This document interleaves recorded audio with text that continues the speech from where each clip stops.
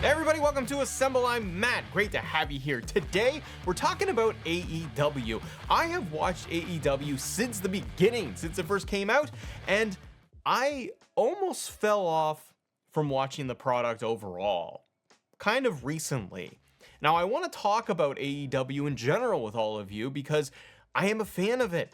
I'm a fan of just having pro wrestling available to watch, to be able to have alternative options. Growing up, my whole life watching WWF, WWE, then being able to watch TNA and Impact during kind of its heyday, and then eventually being able to have the experience of AEW launching and seeing it from start until now. We've had the product now for 5 years, and I thought it'd be cool to be able to talk a little bit about why I almost fell off watching it. And I say almost because I haven't. I still watch the pay-per-views. I almost said PLEs. I still watch the pay-per-views.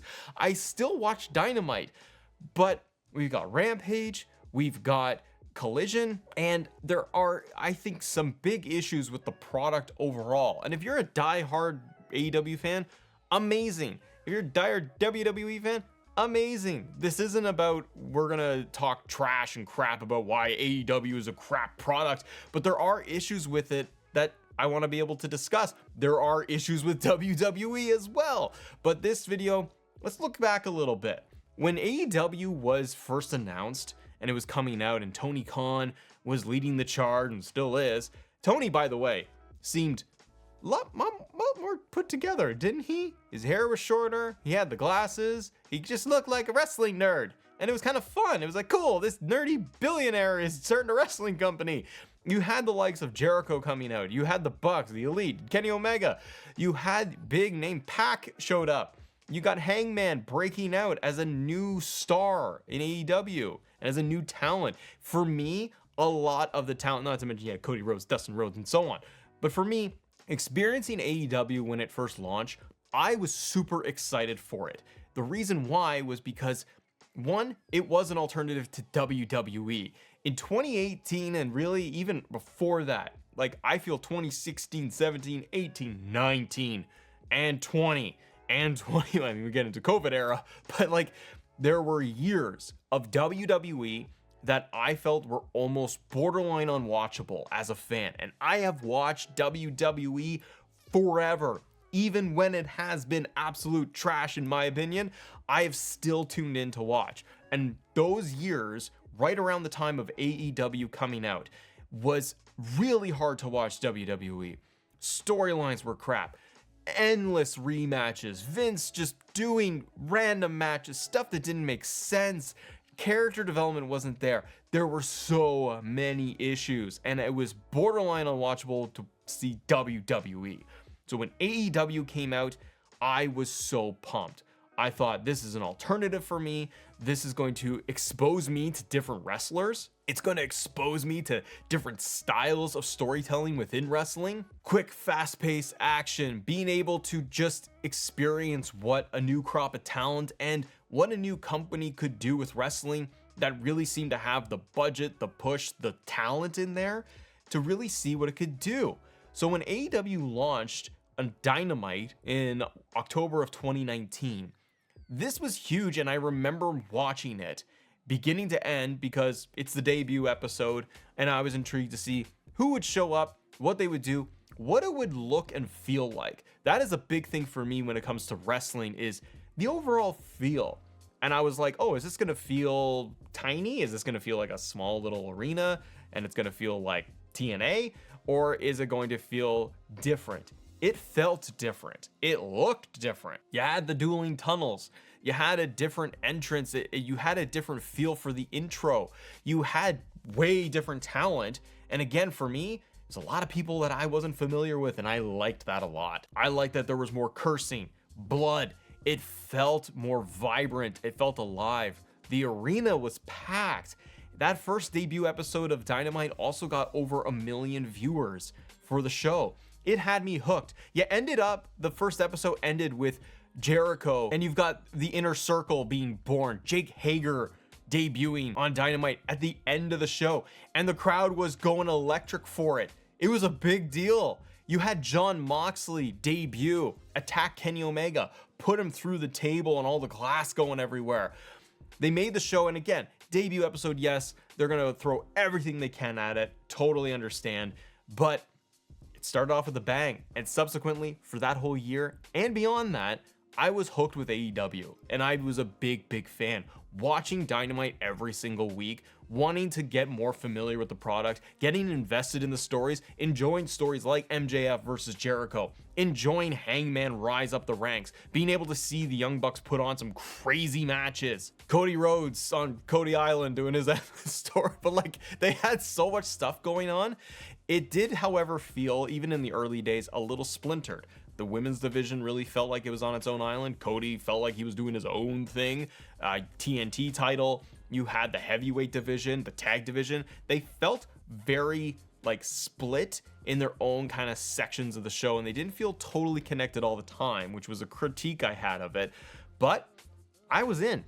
I liked watching everything that this had to offer. I would see characters, I would see wrestlers like Wardlow start to break out from Pinnacle and MJF, and becoming familiar with MJF as a new fan of his, and figuring out, who is this guy? Why do I like him? Every time he's on the microphone, I'm entertained. I love his promos. Even Jericho at the time, it was exciting to see a giant WWE name like Chris Jericho. And yeah, he was doing so much cool stuff in New Japan, and then he finally came over and he was kind of leading the charge when it came to AEW in those early days. And it was exciting to see what he was doing, what Inner Circle was all about. There was a lot of cool stuff on the show that really drew me in. And then it started to kind of fall off for me in like the last year. I watched every week, and then they announced Rampage. And when you had Rampage come out, you got CM Punk, and Tony Khan signed CM Punk coming back to wrestling. And it's the first time we had seen him in forever. And I'm a big CM Punk fan, but this meant a lot. The crowd, and they debuted him on Rampage. They didn't put him on Dynamite. They had pushed Rampage to be the secondary show, the Raw and the SmackDown side of things, right? That equivalent. They wanted to beef this thing up. I had been to AEW Rampage. I've seen it. The crowd was hot. And CM Punk coming into the company, it was a big deal. It was a big name to get. And we had incredible feuds. Him starting off with Darby Allin was amazing. You had him versus Darby, the really impressive feud. Great storytelling between him and MJF. It was fun to see.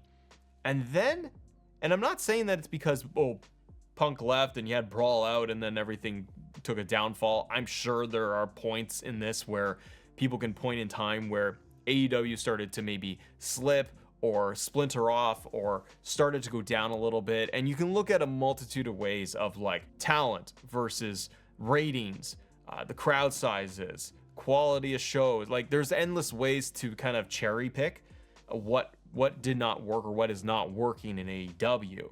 But the early days of it, man, it felt like it was fun, and I tuned in every week, and I was excited because WWE was not doing it. Raw was crap, and then I was able to watch Raw, and then I had AEW on Wednesdays, and then I was able to watch Rampage, and I got SmackDown.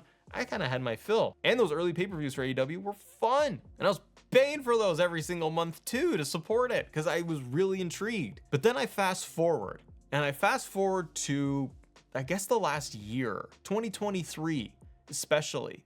And before I move on, I forgot to mention other names. You had the likes of Bryan Danielson coming in, Adam Cole coming into the company, massive deals, both of them coming in the same night, really feeling like AEW was going to the next level. You got Aleister Black, Malachi Black, Keith Lee. You had really cool names in there. But as I fast forward to 2023, I started to really fall off of AEW and really started to struggle to watch it every week. And this wasn't because, CM Punk left and there's Brawl out, and I think it's just been a combination of everything. I've watched AEW, like I said, since day one.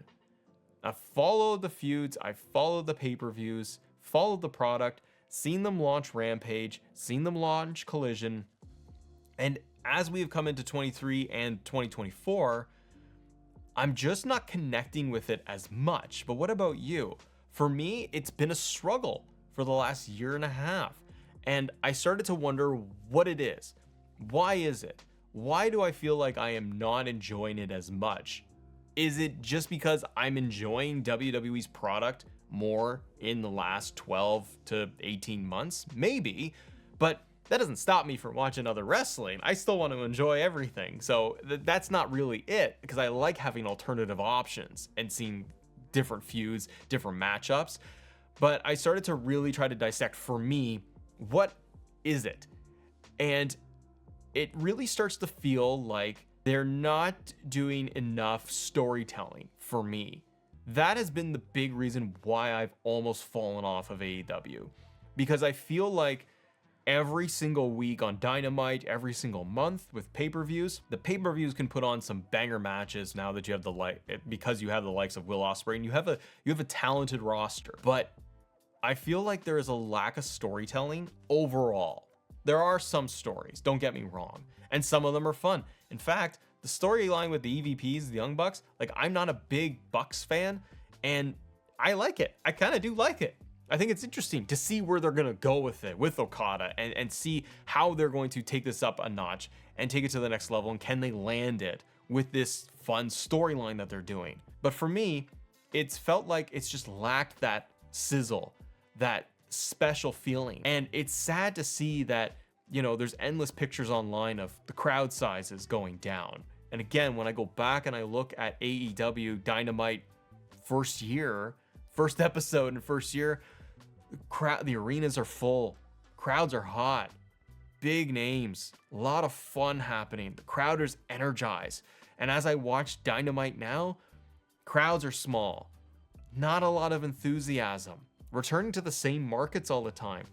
Viewership is down overall. You're going from 1 million views to 800, 900,000, sitting comfortably at north of 800,000, which is incredible. Going down and down and down. And when I look at ratings, and it doesn't totally matter, I understand that, but it's an indicator. And it's an indicator of people's interest, I think, in the product, whatever the product is. And so I see that and I'm like, yeah, it's getting into like 600,000. And when they launched Collision, I was like, okay, cool, they're gonna do another show. And I thought, we got so much AEW product, and I think that is partially my problem with it, and why I almost kind of left it, is it started to get too thin. And I'll go back a little bit here for a second. So we have Dynamite, we had the YouTube shows at the time, Dark and Elevation, and I couldn't keep up with that because they're on YouTube and it's just too much. There's a cap for me of how much I can consume.